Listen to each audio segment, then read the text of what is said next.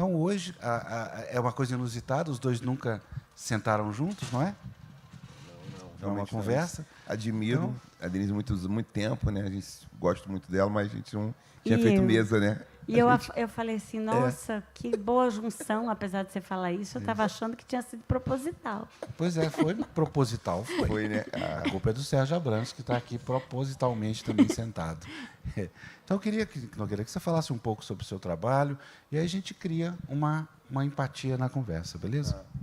Então, meu trabalho que eu tenho feito hoje, né? Eu sou professor, né, da Universidade Federal Rural do Rio de Janeiro. Só um pedido. Desculpa, eu pedi para ela interromper vocês e ela me interrompeu. Tá? Eu sou branco, tenho cabelo encaracolado, na verdade, não estou com rabo, normalmente eu estou com rabo, então eu devo estar parecendo um monstro, assim, com o cabelo muito aparvalhado. Estou com uma blusa do festival, Memória, Literatura e Diversidade, uma blusa branca, tenho barba e uso óculos. Óculos igual do Sérgio Abranches, por isso que a gente anda igualzinho, entendeu? Igual do Marcelino também. Entendeu? Então, me desculpa, eu peço que você faça sua autodescrição. Sou homem negro, tenho 51 anos, tenho barba média, minha barba é branca, tenho cabelo comprido, né, o cabelo comprido abaixo do ombro, cabelos estão presos, estou de óculos, uso óculos, tenho brincos nas orelhas, então são furadas com 2 brincos, estou com um casaco e uma camisa polo, casaco tom marrom, a calça também é de tom marrom, e falando um pouco da minha trajetória, né, que foi a pergunta que o Afonso trouxe nesse nosso bate-papo, que eu tenho feito, né? Minha formação é em filosofia, estudei filosofia e psicanálise, sou professor da Universidade Rural do Rio de Janeiro. Eu estou muito interessado nos últimos anos, nessas últimas décadas agora, mais voltado também para pensar as relações afetivas, pensar os afetos, as emoções, os sentimentos, como essas coisas se dão, e aí conversando tanto com a filosofia, com a psicanálise, com a neurociência também. Então, por exemplo, meu livro, Porque Amamos, é um livro em que os mitos de várias culturas aparecem. Então, tem mitos africanos, europeus, mitos orientais, asiáticos, mitos indígenas. E essas narrativas é conversar com elas para perguntar coisas sobre os relacionamentos, as formas de amar, as maneiras como as pessoas se relacionam.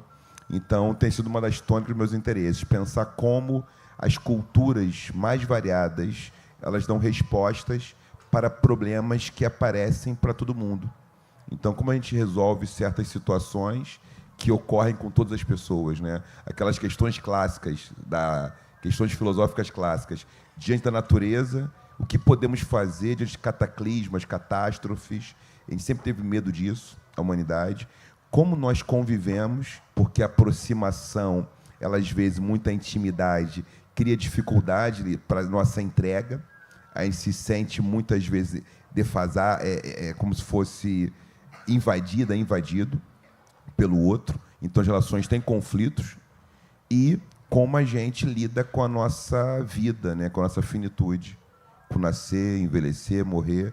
Então, essas questões todas que me atravessam, e tenho pensado numa questão meio clichê também, né? Dizer clichê aqui, que é como é que o amor é um alimento necessário. A gente precisa tanto dele quanto de oxigênio, de comida.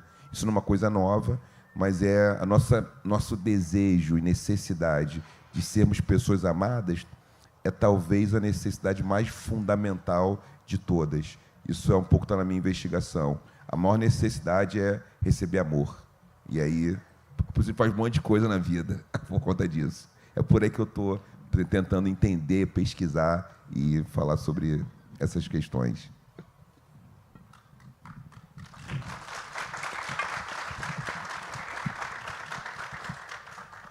Dê, como é que você se apresenta?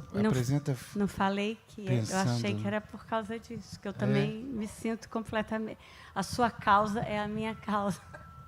Não, como é que eu me apresento? Eu sou uma mulher branca, eu estou com um casaco preto com andorinhas azuis, que tem uns pelinhos azuis e brancos na gola. Eu fiquei em dúvida se eu vim assim, mas eu achei que merecia uma festa, a minha presença aqui.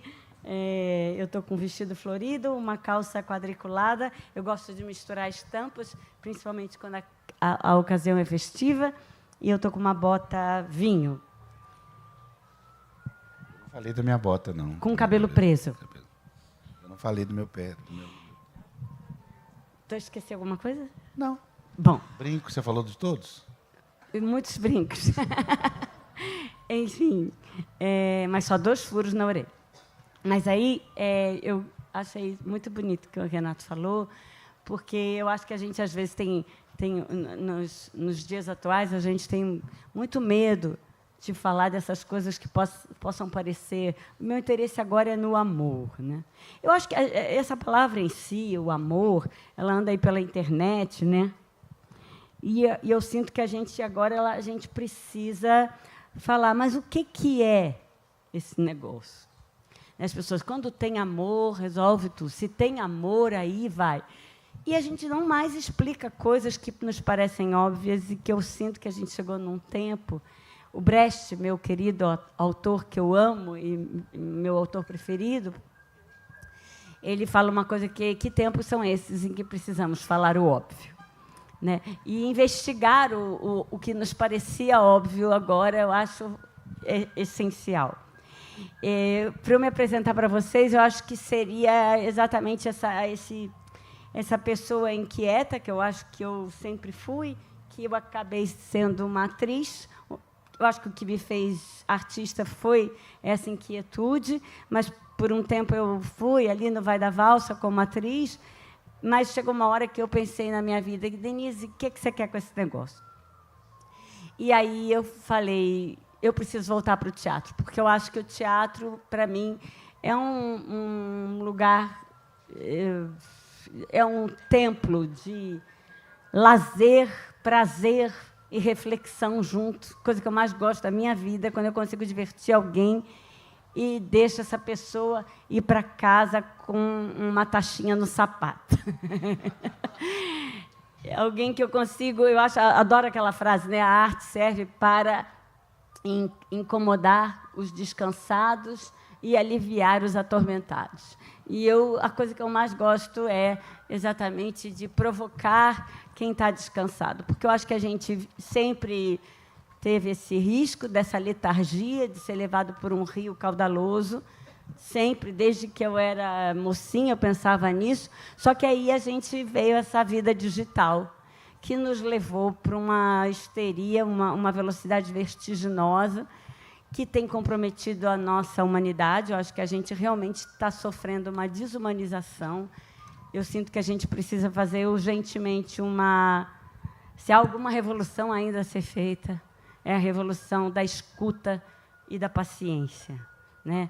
Daquilo que até o Hugo estava falando aqui, essa presença, essa requisição de presença, esse estar, porque a gente está sendo roubado diariamente nesse redemoinho vertiginoso que nos invadiu, essa coisa fascinante que é a vida digital e a internet, mas eu sinto que a gente está sendo muito mais usado do que usando, e todo o tempo eu penso como. E aí o teatro, eu sempre comecei a escolher autores, fiz 2 Brechts, que eu sempre, de uma hora para outra na minha vida, e eu vou te falar, isso me fez acordar com muito mais vontade.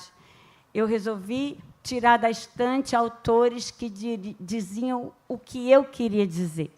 Eu não queria mais fazer uma peça legal, que era um personagem bom para mim.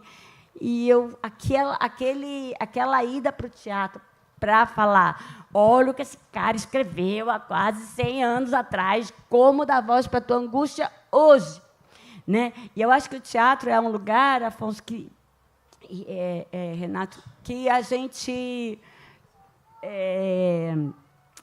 talvez eu tenha a ilusão, não a ilusão, mas a utopia, talvez, a crença de que o teatro vai virar um dos lugares mais preciosos, porque ele realmente propõe o mergulho, que é do que a gente está padecendo, da falta de mergulho. Né? A gente nada o dia inteiro numa rasteirice, numa superfície e pouco mergulho. E o teatro, tem gente que não consegue desligar o celular e tem gente que não consegue desligar a cabeça, mas aí ele ainda propõe. E aí, quando eu vi acontecer o que aconteceu com as peças que eu fiz, que foi Alma Boa de Sete Swan, o Galileu do Brecht, A Visita da Velha Senhora do Remat, o Chorinho do Falzarap, uma peça inglesa também que enfim, a gente fez aí um repertório e tem 16 anos que, digamos assim, eu acordo, tem 16 anos que, se faltar a luz no teatro da sessão daquele dia e eu tiver que cancelar o espetáculo, eu vou chorar. Porque cada espetáculo virou para mim uma cerimônia que eu quero que aconteça, é uma fofoca que eu tenho que contar, esse autor, olha o que ele fala. E eu vi acontecer uma coisa, e por isso eu sou essa pessoa animada com o teatro, porque eu realmente vi acontecer uma coisa que é Maridos Arrastados de Domingo. Desculpa, vou contar rapidinho essa historinha, porque ela diz tudo. Eu acho que as histórias, às vezes, contam muito mais do que as opiniões. Tem uma figura no teatro que eu fiz uma categoria, claro, que com muito preconceito envolvido, mas que chama Maridos Arrastados de Domingo, eu denominei. Que são aqueles maridos que a mulher fala... Não, ele fala assim, você me deixa eu ver o futebol? Diga, bem grosseiramente, eu te levo ao teatro. Então, eu vi chegar no teatro, porque eu tinha tido uma carreira antes muito de comediona, assim, gente que queria rir. Chegava na porta, eu recebo o público na porta há muitos anos, falando assim, Denise, eu quero rir, hein? O que você vai aprontar aí? E esse cara chegava e sentava para ver Alma Boa de Sete Swan do Brecht, por exemplo. Quando ele chegava, eu olhava para ele e falava assim, o camisa verde ali. E eu fico do palco, eu olho muito para a plateia. E eu ia vendo acontecer uma coisa que me enche de esperança. Porque eu ia vendo esse cara falar primeiro para a mulher assim, ó. Eu via ele falar assim, mas não é comédia. Você falou que era comédia, não é comédia. E ele vai ficando meio entediado. Aí entra um ator bem engraçado, o Ari França, assim, aí ele fala... ele ri, ele quer rir. Ele ri mesmo sem quando não tem graça. Ele ri bastante. Aí vai. Aí, daqui a pouco, eu vejo esse cara dar uma desistida. Aí ele vai desistindo. E eu vejo esse cara assim. E eu lá. Daqui a pouco, eu vejo esse cara fazer assim. Renato.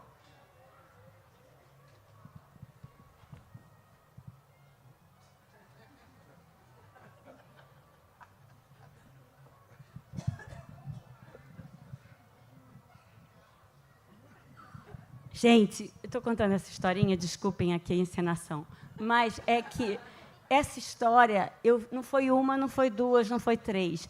Eu vi, nesses anos que eu escolhi falar palavras em cena de autores que eu queria dizer o que eles queriam dizer, ser porta-voz dessa palavra, me fez realmente acreditar que não há não há peça hermética. Sempre falo, não precisa ser fácil, precisa ser claro. A gente vive, então, muita gente conta para a gente que as pessoas não vão entender. O público quer história. E eu vi esses caras e muita gente que tinha ido ali para me ver fazer o que viram, por exemplo, eu fazendo Trair e Coçar é Só Começar, que era uma comédia explícita, muito boa e tal, mas foi uma época da minha vida, quando eles iam ver o Brecht, e meu prazer era, gostou do Trair e Coçar? Vem aqui que eu tenho um negócio super engraçado para te mostrar também. E eu vejo eles rirem, e eu vejo eles se entreterem, e foi 2 anos o Alma Boa, 2 anos e meio o Alma Boa, 2 anos o Galileu Galilei, com peças que todo mundo jura que não vão ser entendidas, que são herméticas, sem a gente mudar uma palavra. Então, eu acho que, talvez eu esteja aqui por isso, eu sempre falo para o Afonso, meu Deus, você me põe em cada lugar, eu não escrevo, eu sou um ser, escrevi umas linhas por aí, mas eu acho que eu sou uma pessoa amante da palavra. E eu sou uma pessoa que eu acho que eu recebo o público na porta desde então, Renato, e eu vejo o quanto que esse exercício de presença, de olho no olho, de trazer, de falar, preste atenção, deixa eu te mostrar um negócio, quanto que isso foi acontecendo. E isso realmente me encheu de esperança. Aí culmina no Eu de Você, que é a peça que eu faço agora. Mas agora eu estava fazendo uma outra peça com o Tony, que a gente vai voltar, ele está ótimo, o Tony Ramos, mas eu fiz o Eu de Você, que foi um divisor de águas também na minha vida, que foi quando eu já tinha feito os autores todos que eu queria, e eu pedi para a plateia, para o público, histórias, para entrelaçar com literatura, poesia, música, porque eu sempre acho que quem lê, quem está perto da arte. Eu sempre falo, não precisa, mas o que você quiser. Se você lê Clarice Pessoa, você vai sofrer mais bonito. Se você lê vocês, você vai sofrer, você não vai deixar de sofrer. Mas se você lê, se você tem aquele conto da Conceição Evaristo, se você tem a música do Chico para cantar, você está lá chorando, mas você fala, é que nem aquela música do Chico. Você tem a cumplicidade do poeta, você tem o braço dado, você tem a felicidade de saber que aquele poeta viveu, é teu irmão em sentimento, viveu a mesma adversidade que você está vivendo naquele momento, só que ele conseguiu te dar aquela voz que você repete agora. Então, o fato de eu ter me apropriado dessas palavras, e agora, finalmente, a gente fez uma trança dessas histórias com a literatura para meio mostrar para as pessoas que nos mandaram as histórias. Olha como se você tivesse esse Drummond nessa hora do teu sofrimento, você sofreria mais bonito. De alguma maneira, eu me sinto uma polidora de palavras. Eu embrulho para presente a história de quem me deu e entrego de volta, falando, olha o que você viveu e achava que nem bonito era. Né? Mais ou menos.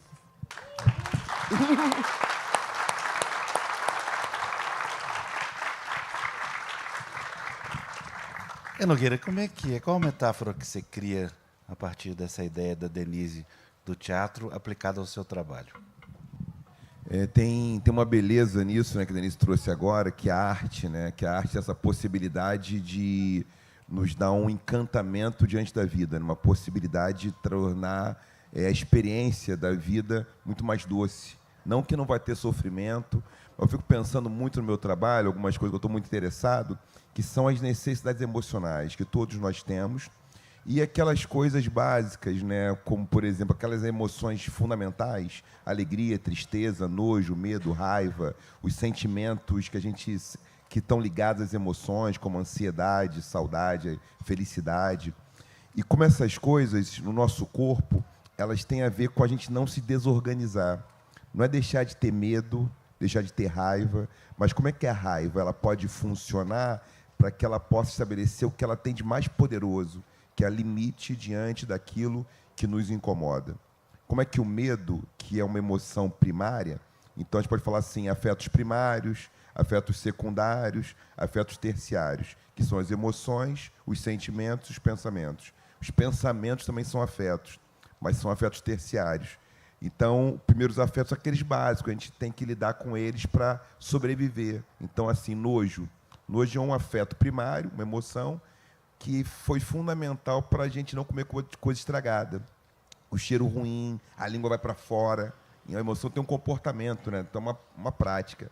Isso serve para a gente ficar em equilíbrio, né? Que tem muitas formas de falar isso, né? Sintropia, homeostase, axé, né? Bem viver, que é isso, a gente está com o corpo equilibrado. Que quando a gente fica desequilibrado, acho que essa questão é fundamental para mim. O desequilíbrio, a desorganização, ela culmina numa frustração se transformar numa violência, num ato de força desmedido. Esse é o maior rival que a gente tem com a vida. É quando a vida fica fragilizada, porque aquele que está em sofrimento, ele não consegue lidar com esse sofrimento, e a única forma é atacar o outro. Então, tem um limite. Então, a arte tem esse poder, que é falar assim, ó, esses sentimentos, eles são legítimos, todos nós temos, muitas emoções, sentimentos, mas a maneira de colocar no nosso cosmo orgânico deve ser uma forma organizada, equilibrada, uma maneira que faça com que as nossas maiores potências sejam muito mais para colaborar com a relação com o outro do que para destruir. Porque quando uma coisa vai mal, ou a gente joga força contra nós mesmos ou contra os outros. Normal que seja assim. Então, todo esse ímpeto, né, da gente... E aí o Hugo trouxe um relato maravilhoso, muito obrigado por esse relato, né? E outras pessoas, tantas pessoas que têm tido dificuldade em lidar com o seu sofrimento e que, às vezes, têm um ímpeto em acabar com o sofrimento e isso é acabar com a própria vida. Então, como lidar com isso, é necessário ter suporte. É necessário não fazer sozinho, não fazer só. E a arte, as expressões artísticas são formas da gente poder ter esse espelhamento. É como se fosse uma nutrição afetiva que dá um pouco de repertório. Por quê? Como é que eu percebo? Isso não é novo, né? Tem muitos teóricos falando sobre isso. O Ampateba já falava sobre isso há muito tempo atrás, que a gente faz o percurso narrativo incorporando o personagem. A gente vai lá e se identifica, né, com aquela personagem da Denise, se identifica como trair, coçar, só começar. Caramba, sou aquela pessoa, sou aquele marido, aquela esposa. E você vai, que nem a criança nos contos de fadas, né, nas histórias infantis, ela vai fazendo o personagem, o percurso dela, se fantasiando com aquele personagem. Então, você tem assim, você tem um irmão, uma irmã, aí tem um desenho animado que tem um personagem herói de amarelo, outro de vermelho, um de verde. Aí vocês dividem entre vocês quem é quem, para que ninguém faça o mesmo papel. Não é assim? Algumas infâncias são assim? Alguém já viu isso, né? Aí você escolhe aquele ali, cada um escolhe um. E você vai naquele seu imaginário, naquele inconsciente, vai adquirindo, né, mais repertório, mais ferramenta para lidar. E a dificuldade do mundo fundamental é essa, né? É porque algumas pessoas não têm ferramenta nenhuma a não ser o uso excessivo da força. Que é assim, estou irritado? Pode ficar irritado, não tem nenhum problema. Mas como eu lido com a irritação? Como eu lido com a angústia? Então, a amorosidade, ou o dengo, né? Eu estive numa festa agora incrível, na Iolo, uma festa de muita juventude, uma festa maravilhosa lá no Rio de Janeiro. O Marlon organiza, o pessoal da Iolo. E nessa festa, encontrei o Roger Cipó, ele falou, professor, ele falou, professor Nogueira, ele falou isso comigo. Ele falou, vamos falar mais de dengo também, porque dengo é um afeto, né? E é um afeto que tem toda uma peculiaridade de ser uma transfluência continental africana para aqui no território brasileiro, que é o verbo dengar. E aí eu fico pensando muito nisso, né? O amar, o dengar. E aí o que tem a ver com o que a Denise trouxe agora? Já passo a palavra, né? Esses meus 5 minutos. É porque a arte tem esse poder de aumentar a potência existencial.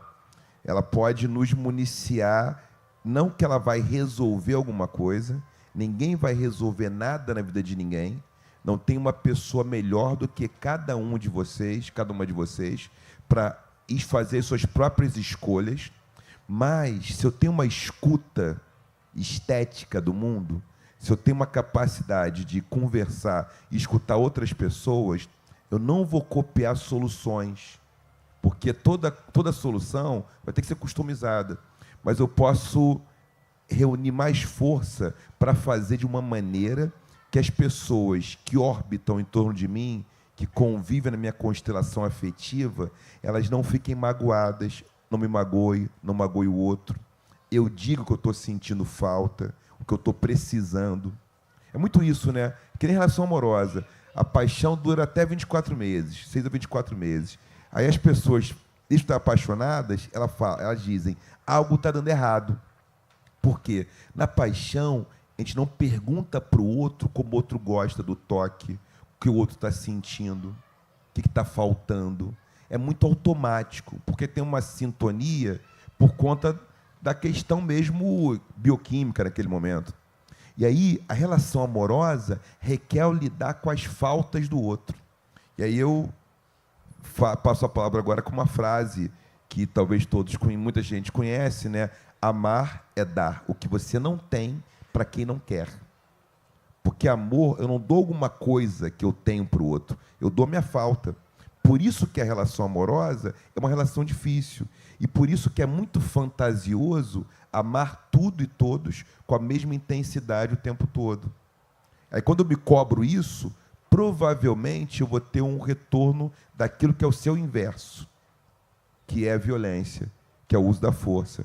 Então vai ter gente falando assim, eu amo todo mundo, mas a ação é só de violência, só de ódio. E quando você fala assim, não amo todo mundo, não estou conseguindo amar agora, estou amando pouco, amando muito, vai ser mais honesto, é mais verdadeiro, é mais humano. Então, vamos amar tendo a nossa capacidade amorosa, né? Porque não é o tempo todo com a mesma intensidade. Tem oscilação, tem alto, tem baixo. Então, a arte tem essa possibilidade, né? As canções, o teatro, o cinema. E, em última instância, é isso, né? Um mundo afetivamente mais harmônico significa um mundo com menos impacto ambiental, um mundo onde os conflitos geopolíticos são resolvidos sem a necessidade do outro ter uma pulsão narcísica de tudo ser só para aquele seu grupo, para a sua comunidade. Então, esse é um desafio. O desafio é esse. Então, arte, essa é a minha conexão com a Denise, né? Que a arte é essa possibilidade de eu me escutar um pouquinho, escutar o outro e falar, hoje eu não posso, hoje eu posso, agora eu quero, agora eu não quero mais. E aí vai em frente, e vai vivendo.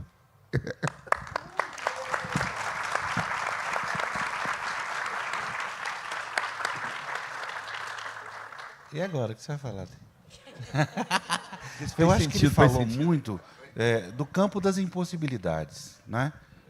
Você chega a limites que você ultrapassando os seus limites, né? E teatro é um pouco isso também, né? Como é que você conseguiu ultrapassar tantos limites nessa sua história e tendo também como referência, né?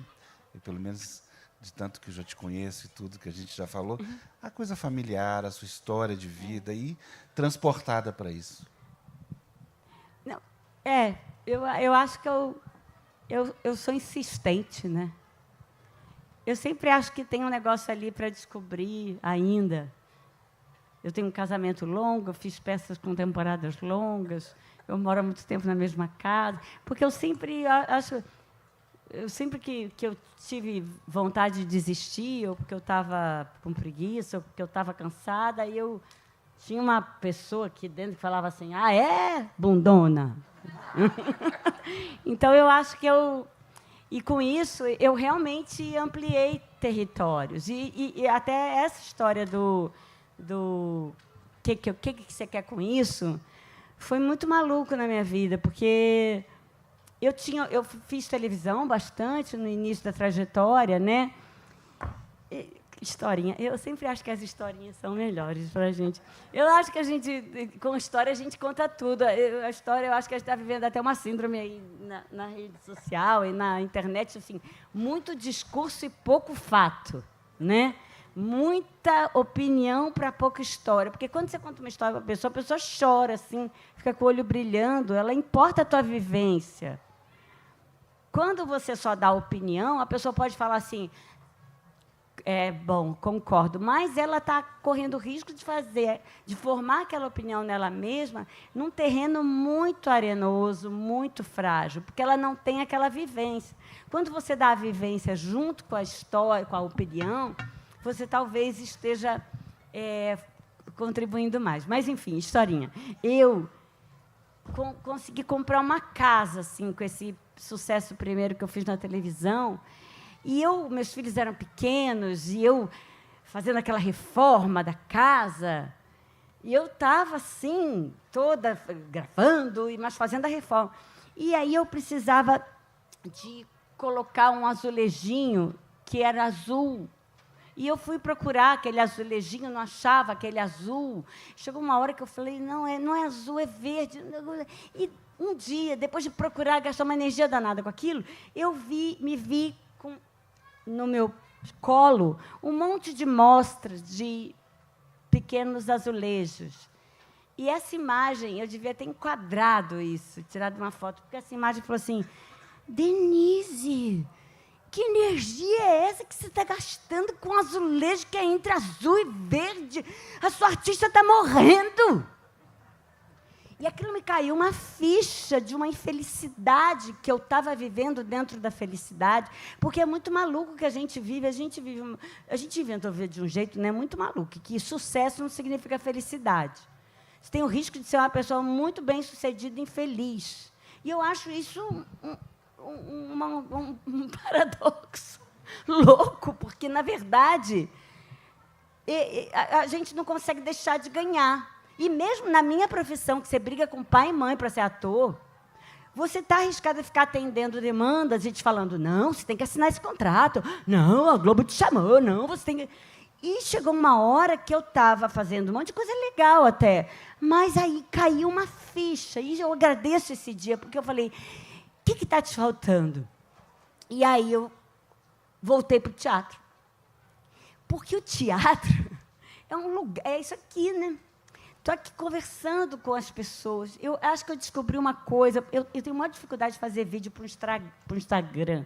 Quando me pedem um vídeo, eu falo, ai, meu Deus, lá vai.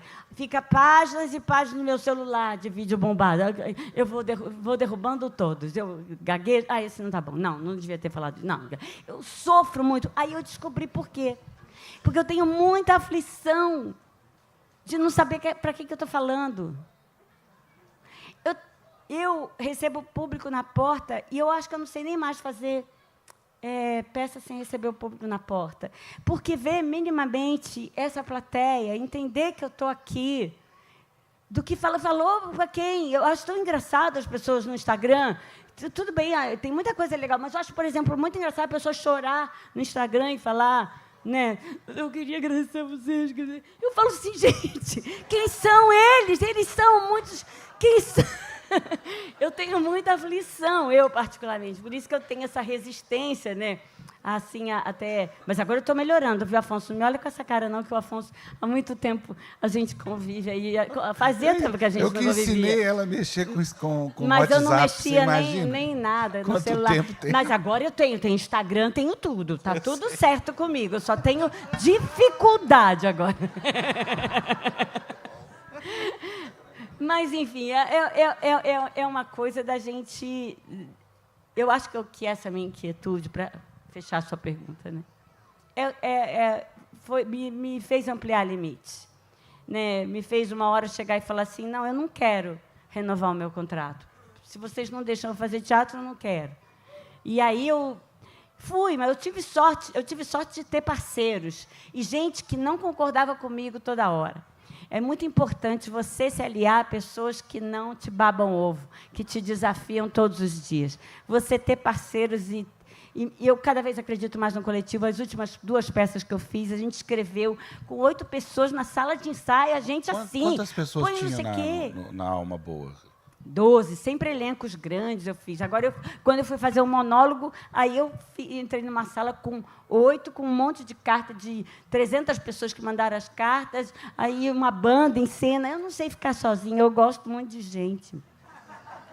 E eu acredito no coletivo, eu acho que é possível a gente reverter essa letargia que a gente anda, esse adoecimento, desse exercício de presença. Agora, essa peça que eu estou fazendo, Eu de Você, e também a peça que eu faço com o Tony, que é O Que Só Sabemos Juntos, é um negócio que você faz assim, você não tem mais como mentir para a plateia. A gente está aqui, percebam, estamos aqui no Flieraxá, vimos o como está aqui, a gente está aqui.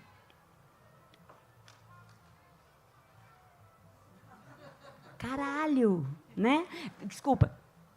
Nossa, eu estou no YouTube falando palavrão. Mas não é isso. Eu faço até um silêncio na minha peça agora, que eu seguro 1 minuto de silêncio. Às vezes, eu até testo e mais. E sabe o que as pessoas, por incrível que pareça, muitas, acabam a peça, vem e fala comigo e fala assim, eu adorei aquele silêncio. Quem sabe a minha última peça na vida vai ser 1h30 de silêncio.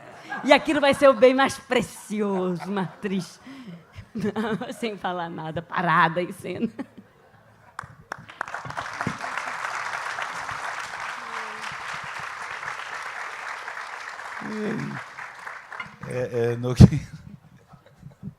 Isso foi difícil.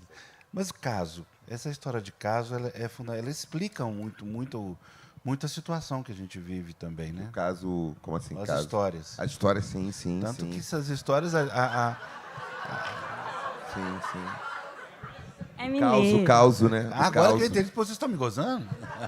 Agora que eu entendi causo. que É causa, é causa. Porque, no fundo também, a literatura e todo bom livro é uma história bem contada. É claro que o teatro tem múltiplas versões daquilo que você pode inventar, porque você tem também a estética, os recursos do teatro. Mas como é que você transporta isso para o seu trabalho? Então, geralmente, eu gosto de começar nesse, por exemplo, Mulheres e Deusas, Porque Amamos, O que é o Luto. Eles têm uma dinâmica parecida, que é uma história, que é um mito, geralmente é uma narrativa mítica, de culturas variadas, de povos variados. E essa narrativa começa, depois eu vou um pouco fazendo uma certa semiótica, que é um pouco meu trabalho de pesquisa, é tentar ver as engrenagens que articulam aqueles personagens, né? O que esses personagens podem querer significar, o que eles podem apontar. Ainda que eles sejam polissêmicos, muitos deles, e para onde eles estão apontando. Então, por exemplo, num capítulo aqui tem Adão e Eva. E aí Adão e Eva, que tem uma história, né, do monoteísmo judaico-cristão, dos grandes monoteísmos do Oriente, mas eu estou preocupado em falar de um romance de um casal, a partir dessa história, como é que a paixão funciona ao seu término. Então, a minha interpretação ali é como aquilo termina. E o fim do paraíso é o fim da paixão.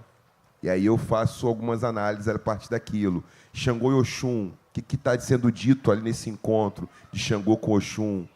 Orihime Hibokoshi, que é uma história do Tanabata Festival, para quem conhece cultura asiática, né? Na Coreia do Sul, no Japão, muitos países asiáticos. É uma festa muito importante, que tem um festival no 7 de julho. E esse festival fala da história de amor desse casal, que é um casal que costurava estrelas, né? Que os ventos cósmicos eram domados por esse casal, por essas pessoas. Um estava ali na Via Láctea, era um pastor na Via Láctea. Então, eu pego essas histórias, que são histórias de muito tempo, né? Histórias que já estão aí há milênios, e, a partir delas, eu vou conversando, tentando interpretar um pouquinho, né? Então, vou contar uma história rápida aqui, curtinha. Tem uma história de amor, que talvez vocês conheçam, que é do Alçar e da Alcete. O Alçar era um rei, o irmão dele tinha ciúme, foi cortar a história. O irmão dele tinha muito ciúme dele, o irmão dele corta ele em vários pedaços e espalha pelo mundo inteiro. A Alcete, que era a mulher dele, vai, recolhe os pedaços, ela costura ele todo. Ele era um homem negro, e aí um rei, né, um rei do Kemet, e aí ela costura ele, enfaixa ele. Ela não encontra o órgão sexual. Mesmo assim, eles têm relação sexual, ela engravida, e ele fica todo esverdeado. E ele passa a ter o papel de ver o peso dos corações das pessoas que morrem. Ele vai para o mundo, para o pós-mundo, para um outro mundo. As pessoas morrem, tiram o coração, colocam numa balança. Essa balança, no outro prato, tem um prato que fica o coração, o outro prato fica uma pena do Ibis, que é a pena da divindade Maat, que é a divindade da harmonia, né? E aí, essa história, eu falei muito rapidamente, contei rápido por causa do nosso tempo, sei que o tempo está correndo, mas a gente pode pensar que são muitos personagens, mas nós podemos pensar em nós mesmos também. O Set, que é a divindade do caos, tem a ver com poder. O poder, quando ele é a única coisa que importa, e tem a ver com sucesso, só isso importa, a gente pode ficar dilacerado, a gente pode se desmembrar, pode se desorganizar todo. A Set, que é a divindade do amor, amorosidade, ela costura, ela vai restituindo aquilo que é a nossa natureza. Tanto que o personagem fica verde. Por que ele fica verde? Verde é um símbolo de clorofila, que é da natureza. Estou aqui simplificando, tá? Então, são os signos, pensando assim, semiótica. Cada signo ele tem um significado, ou algum sentido num certo contexto. Nesse contexto, ele fica verde porque ele revela a própria natureza. E a natureza dele é o seguinte: uma vida feliz, o coração é leve. Por quê? O coração é o nosso centro daquilo que nós pensamos, nós sentimos e quem nós somos. Em muitas culturas africanas, são várias também, como tem 305 povos indígenas no Brasil, território brasileiro, continente africano são 492 povos diferentes. Mas em muitos povos, dezenas de povos, o coração é por onde nós pensamos. Pensar um ato cardíaco. O Kemet, Axum, esses povos, eles pensam com o coração. E o coração, além de ser o lugar que a gente pensa, é onde nós sentimos. E qual é a teoria? O que está em jogo nesse mito que eu contei muito rapidamente? Vocês podem ler melhor nos meus textos, esses mitos. O que está em jogo?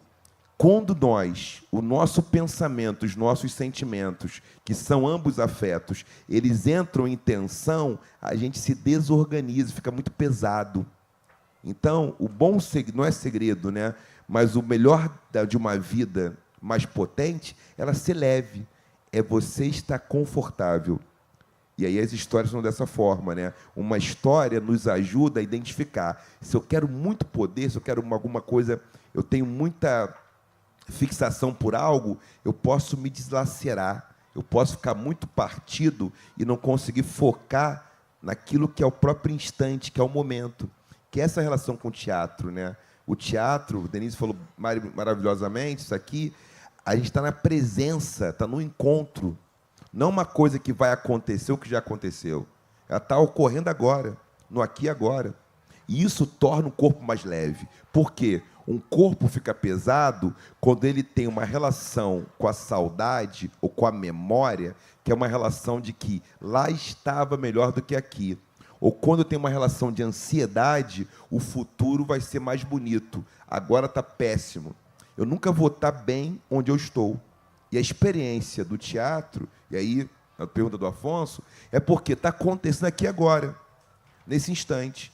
E aí o coração é leve. Não sei se fez sentido, se ficou bom. Contei muito rápido a minha história, tem mais detalhes ricos da história, tá? História linda, né? O alçar todo cortado, ela corta, o irmão vai, bota num caixote, espalha um monte de lugar do mundo, ela vai num canto do mundo, vai em outro. Aí o Horus nasce, o Horus vai lá falar com o tio. Isso está na música, né? O Lodum canta isso, né? Osíris, que o nome original é Alçar. A tradição ocidental traduziu para Osíris. Só manteve o Set, que é o nome africano original, mas Alset é Isis. Então mudaram, mas é Alset o nome original. Então estou pegando os nomes originais africanos aqui também para poder contar a história na versão mais original também.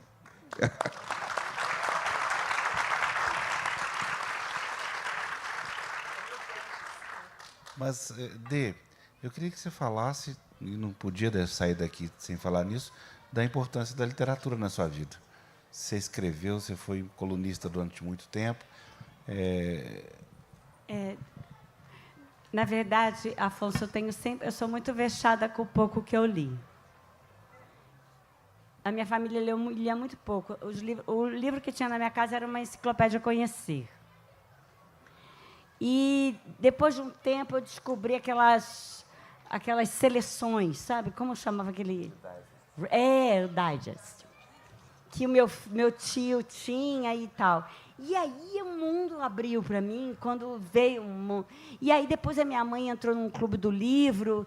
E aí eu descobri, muito tardiamente, não sei se tardiamente, mas eu li muito pouco, eu sempre tenho essa agonia.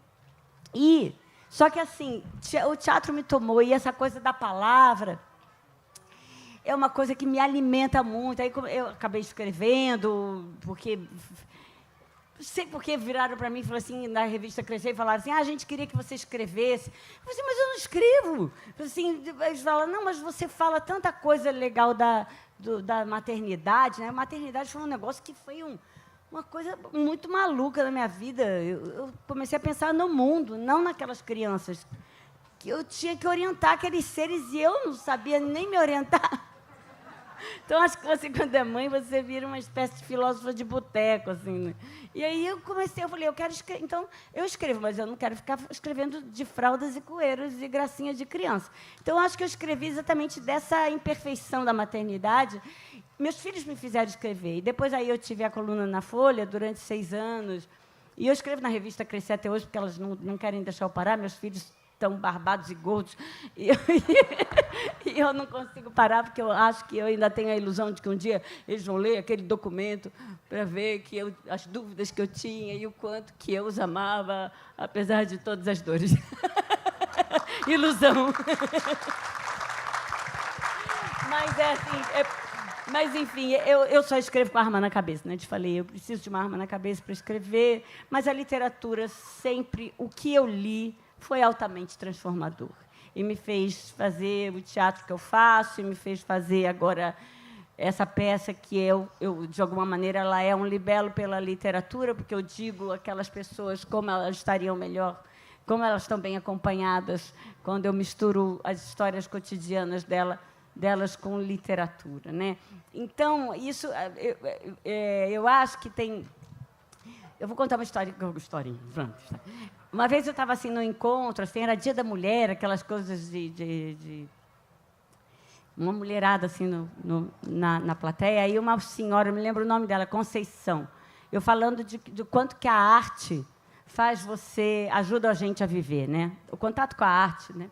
Faz você ter, no mínimo, mais compreensão da imperfeição humana. Então, você acha que está todo mundo ali, no mesmo barco, pelo menos isso.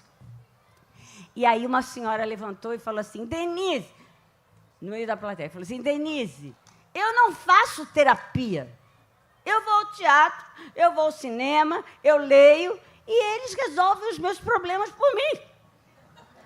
E eu achei aquilo, daquele jeito simplório que ela falava, o que eu acho que é o que a arte fez na minha vida e que eu acho que pode fazer de qualquer pessoa, né? Agora a gente colocou na peça um texto, depois de um tempo que a gente colocou um texto da Simone de Beauvoir, que, para mim, ele é quase um editorial da peça, eu acho que para muita gente, né? É curtinho, eu vou falar aqui. Ela fala... E tem uma coisa bonita, porque a peça, ela tem uma coisa que eu vou no meio da plateia, assim, e é impressionante como as pessoas estão presentes ali. E elas querem estar presentes, e elas querem brincar de parlenda. Olha o que o Hugo fez. A disposição das pessoas é muito linda. Como você falou, é tão bonito você perceber. Eu fico pensando, gente, a gente não canta e não dança. Uma criança de 1 ano e meio no meio da sala, põe uma música, o que ela faz?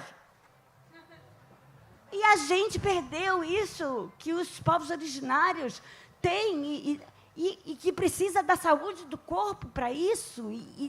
E é fundamental. Nós somos um instrumento dançante em si, a música altera as nossas moléculas, né? Então, eu acho que a gente vai ficando meio maluco.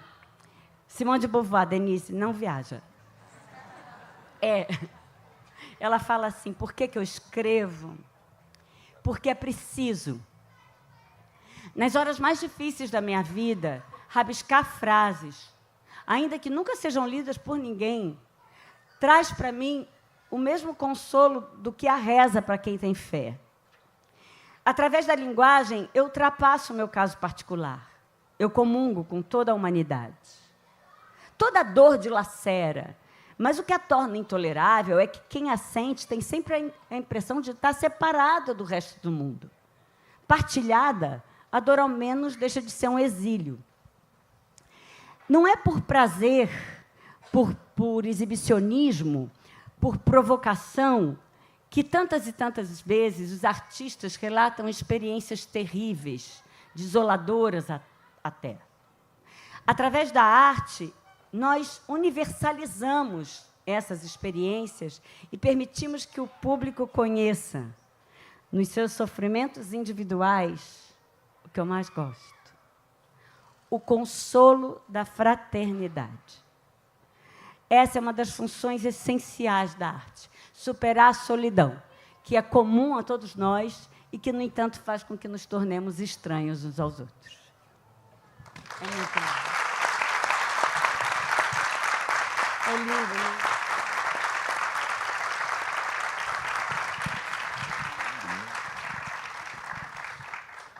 Hora de encerrar. Então, queria pedir... Pois é.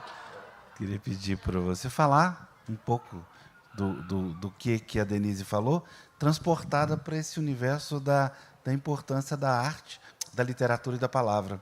Como é que você exerce isso, não só no livro, mas na sua trajetória? Isso que a gente trouxe nessa plateia, né? Falou assim, além de cinema, alguém falou, né? Eu vou ao teatro, vou ao cinema, leio livros, eles resolvem por mim. Eu acho que a terapia também é indicada. Sou suspeito, né, para falar. Eu acho que a terapia também é indicada. A terapia é de tudo, terapia de casal, terapia individual, acho ótimo, né? Porque alguém tem a palavra tem poder, isso faz toda a diferença, e a gente escuta possibilidades, né, caminhos. E aí a Denise falando sobre isso, eu sou de uma família, que acontece, meu pai era fuzileiro naval, por vários fatores, ele saiu da Marinha e ele virou vendedor de livros. E depois passou a vender livros e discos. Então, a minha casa tinha muito livro. E aí, eu fui alguém que tinha literatura em casa desde garoto, porque meu pai era representante comercial de livro. Era até um motivo que minha mãe brigava com ele, né? E parente falou, pô, você largou a Marinha? Você tinha que ter feito força para ficar na Marinha, abandonou as Forças Armadas para vender livro. Mas isso me trouxe uma infância com muita leitura e ouvindo desde samba, cartola, jazz, né, música de orquestra. Então, minha formação passou por isso, né? E morando num bairro muito tradicional do Rio de Janeiro, sou de Oswaldo Cruz, no Rio de Janeiro, que é um bairro onde fica a Portela. Então, a Portela tocava os ensaios, eu ouvia, né, um bloco antigo, afro, dos mais antigos do Brasil, que é o Aguibara Dudu.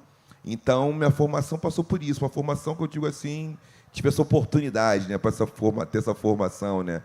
No dia do samba, encontrar gente como, né, Arlindo Cruz, Bete Carvalho, no trem do samba. Então, passei essa minha adolescência e juventude foi nessa formação, né?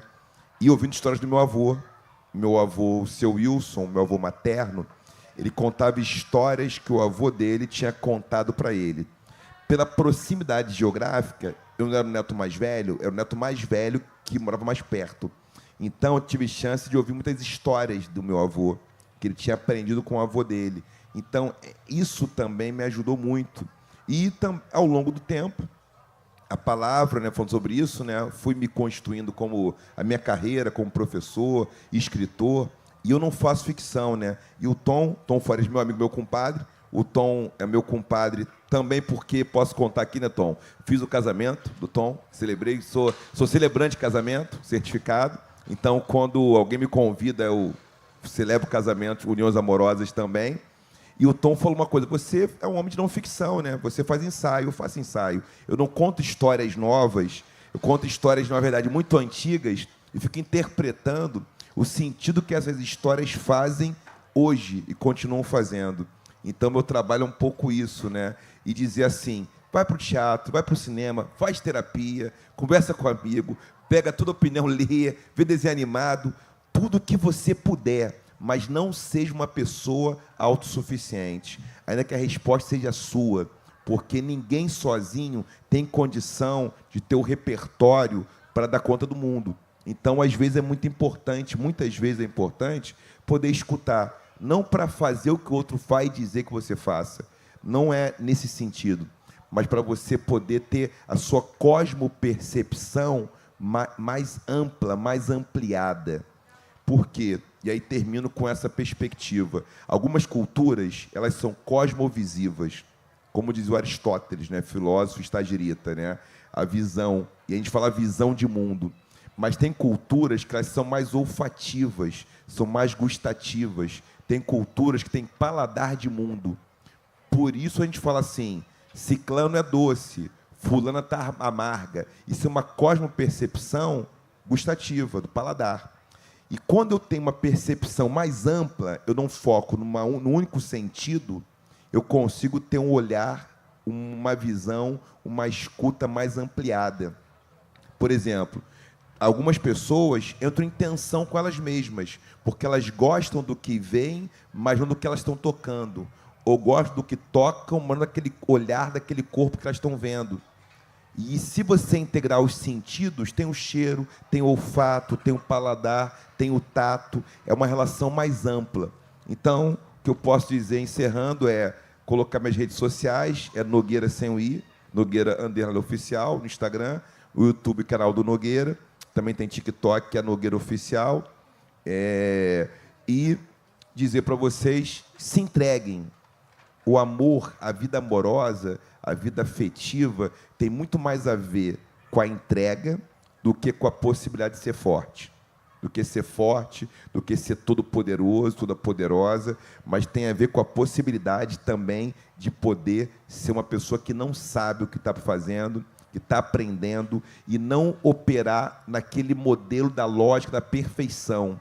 Não tem perfeição, porque não, é sempre imperfeito, mas nem tem perfeição, só tem a vida, uma vida que é sempre errante, a vida possível de ser feita.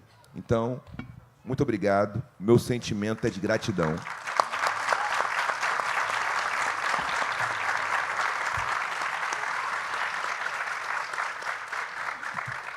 Encerra. Afonso, eu te Eu pedi para você agradeço. cantar, né? Tem uma das amores, os amores da vida Eu falo, da Denise é a música, né, Denise? eu faço uma roda de samba agora, Renan. Não é? Não, eu comecei de uma hora da minha vida, eu falei assim, não, prazer na agenda. Dia, hora e local. Senão a gente não faz, né? A gente é levado, né? E agora eu faço uma vez por mês. Chama Samba na Coxia, surgiu numa coxia de teatro. É bem bom. Mas, enfim. Não, gente, obrigada, Afonso. Queria agradecer a vocês, agradecer essa oportunidade de estar aqui e dizer para você que eu estou com uma esperança danada no mundo, apesar do adoecimento que eu falei, porque, a gente chegar e ver essa diversidade de pessoas, a gente vê o que a gente tem visto. Né? No outro dia, eu entrei numa filmagem para fazer como diz isso, um editorial lá. Queria uma foto. Mas aí eu cheguei e era um cara que me chamou, era um cara branco. E eu cheguei, a equipe inteira era negra. Eu falei assim, meu Deus, esse é o Brasil que eu quero. Está acontecendo alguma coisa assim. A gente poder realmente escutar as histórias indígenas, a gente ter essa quantidade de pessoas negras agora nos contando coisas das quais a gente foi privadas por tanto tempo, porque a gente foi privado mesmo, a gente precisava chegar e ter a chance de ter vocês nos contando. Né? E eu me sinto assim, numa época muito difícil de viver, mas eu estou lotada de esperança, porque eu acho que eu falava para minha mãe sempre assim, tem que andar de skate, toda hora a gente tem que andar de skate. Eu acho que agora o skate saiu e só tem um jeito, surfar, porque o terreno de baixo também é móvel. Tudo ficou móvel, o de cima e o de baixo. Então, agora, a coisa mais bonita do mundo é a gente perceber a pluralidade, as diferenças, mas a gente entender que a gente pode perguntar, que a gente precisa ser verdadeiro, que eu preciso falar, desculpa, eu não entendi o que você falou, desculpa, não sei o seu nome. Isso faz uma diferença danada, esse exercício de presença, de escuta, de amor, de afeto mesmo, que eu acho que é a única coisa que vai nos salvar.